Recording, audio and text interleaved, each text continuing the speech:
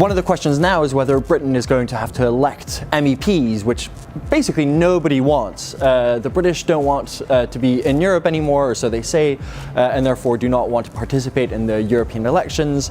The Europeans are definitely not keen to have these MEPs who may or may not be there for very long. This will fit into a broader narrative we expect to see in the European elections, which is this fight between, on one hand, kind of Macron's liberals, who are pro-European, who like the European project, and on the other hand, the kind of the illiberal faction that we see coming in part out of Italy, but also places like Hungary and Poland, which are very skeptical of the European project, much more nationalist driven.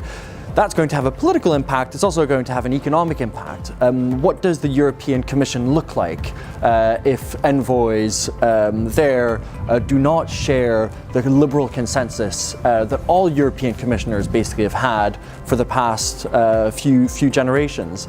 So that's going to be a big question. The second big question is, what happens if Europe goes into an economic downturn? It's not far off an economic downturn now. Bits of it are technically in recession. Germany is not doing terribly well. But one of the issues is that the European Central Bank has extremely loose monetary policy. You cannot be any looser than the economic policy, the monetary policy that the ECB currently has. That means, what do you do when there's a downturn? The usual thing you would do is you would cut interest rates. Well, we can't do that. And the second thing you would do is you might loosen fiscal policy. So you might cut taxes, or you might increase spending.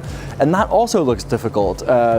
Those decisions are in the hands of national governments, notably Germany, which probably has the most capacity in the European Union to increase spending, and doesn't necessarily seem minded to do so. So we enter the coming phase. It's really a phase of uncertainty, both a political one, both driven by Brexit, but also driven by this unprecedented economic situation we find ourselves in.